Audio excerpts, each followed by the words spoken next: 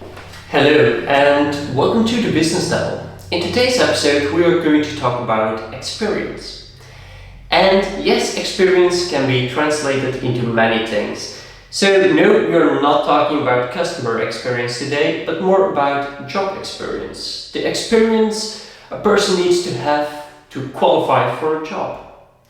So let's talk about experience. If we look at the definition of experience, experience is all of the knowledge someone has and has gathered over a certain period of time. So why does a recruiter look at the age of a participant? Or why does a recruiter look at how many years someone has worked at a company? Okay, this can be relevant, don't get me wrong, but not always. Because experience doesn't often come just from age or working for one company. Let's talk about the reasons behind this. If you look at age and we say we have a person here, take my age, I'm 24, turning 25 this year. So take someone of my age, 24, you think, well, he's not experienced. But if you take someone who is 50 years old, you think, well, he's experienced. That's not always necessarily the truth.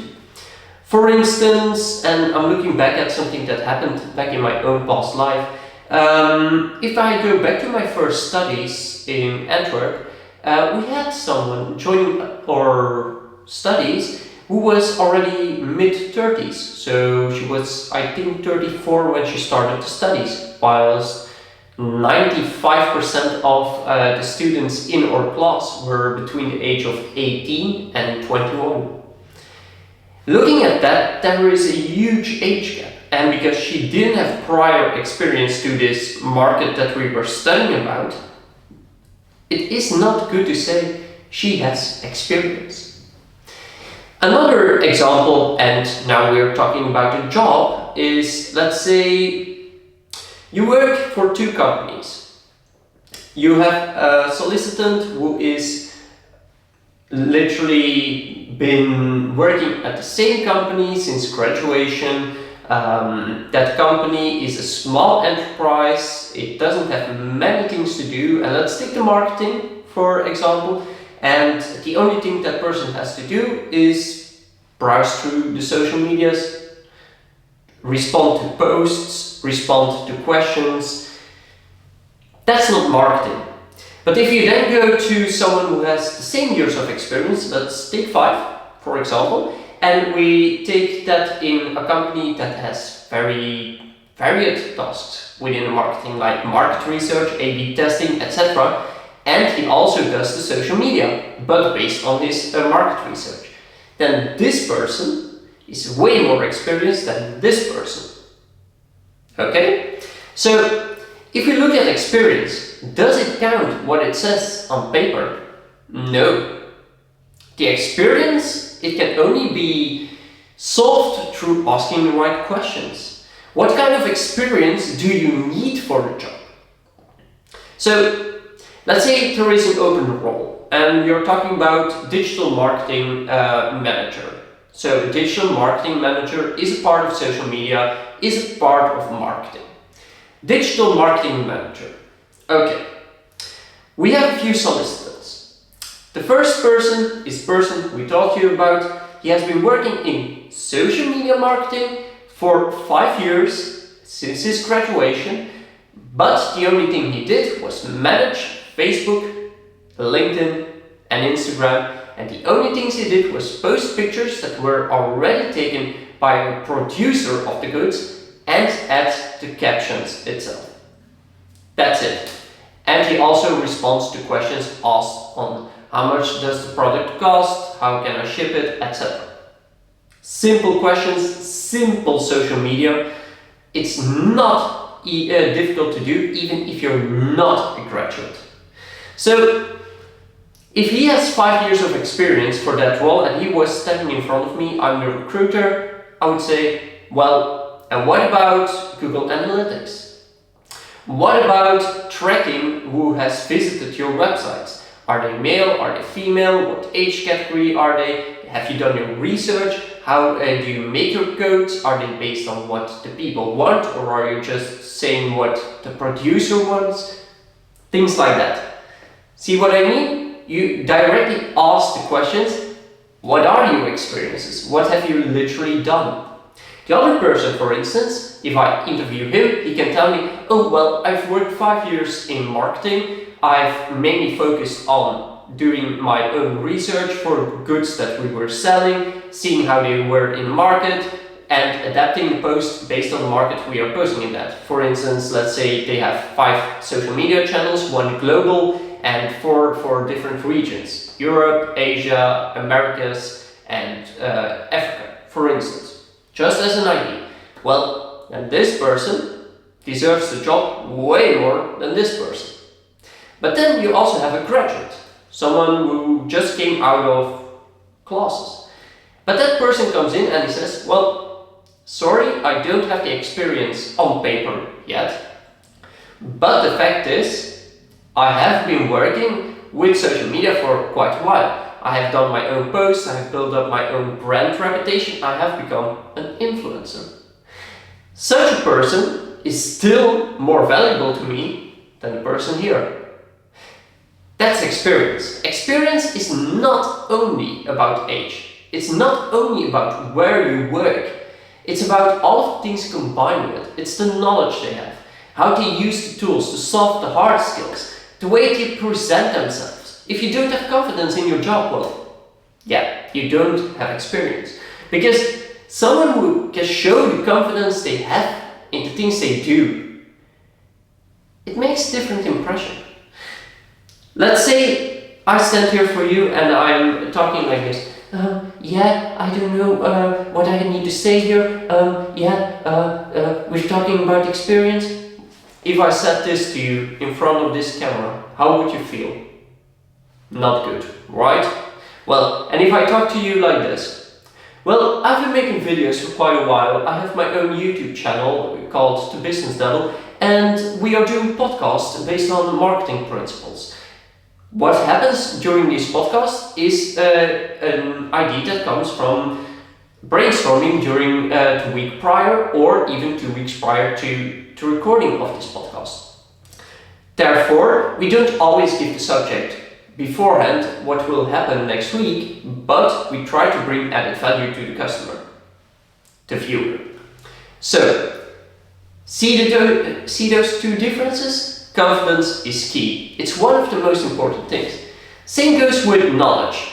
If you are talking to someone who doesn't know marketing, you're not going to talk about, well, I used the bullwhip effect, or I used the butterfly effect to reach this and this goal, and I use this KPI and that KPI and that KPI. It doesn't work. Because that person will ask, what is butterfly effect?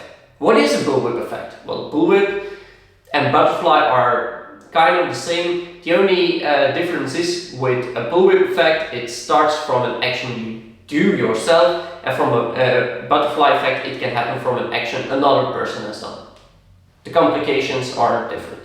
So, for instance, if you have your supply chain, that's where you see bullwhip effects. If you're looking just at social media, for instance, then it can be that someone posted a negative comment about your company, and that's a butterfly effect because that comment gets shared and other people start to react, also talk negatively about the company, and that's how a reputation goes down.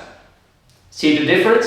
Well, if I talk like that, you would say, well, you're talking to a baby, because why are you explaining this? But you have to talk like this to people who don't know marketing. But if you're talking to someone who knows marketing and you start talking like this, they will say, well, spare us the details, we just want to know the principles. So you start talking about, for instance, the bullwhip effect, then you say, well, we use the bullwhip effect as a matter of fact in a positive way instead of a negative way. And the bullwhip effect was used to bring added value to our supply chain on a different side. For instance, we wanted to optimize the flow of goods in stores. So we made a small change to this element, and due to that our supply chain works quicker and better. That's bullwhip effect. This is experience. This is knowledge. You share your knowledge. You talk about your knowledge. That's experience. So, rounding off this little episode about experience and more in depth about the experience a solicitor needs to have for a certain job, we are talking about the fact that age, it doesn't really matter. Where you work, it doesn't really matter. It depends on the knowledge you have, the skills you have, the soft skills, the hard skills, the way you present yourself. Because all of those elements make you to who you are. They make you to, are you fit for that company or not? Are you a good solicitor for us or not? Problem is, nowadays with all of the digital applications, this element has been lost. Not everyone gets the chance to be invited for an interview. So they lose out on a lot of potential candidates. Like, let's say, I solicited for over 100 companies. Out of those 100 companies, I have 10 responses, and 8 of them are automated. So if you have 8 automated responses and only 2 of them gave you a real response based on who you are as a candidate and why you are not fit for that job, it's a difference. It makes such a difference to literally go through the profiles, to see what their actual experience is, instead of looking at what their on paper experience is. Have a talk. It only needs to take 10 minutes. In 10 minutes, you can know of a person who they really are. And that brings added value, especially to the recruitment world. So this is my call to you, recruiters. Please, look more at actual experience. Don't look only based on paperwork. Because paperwork, what added value does it bring? And I want to end this with a quote. Something that was once said to me. Paper has no value.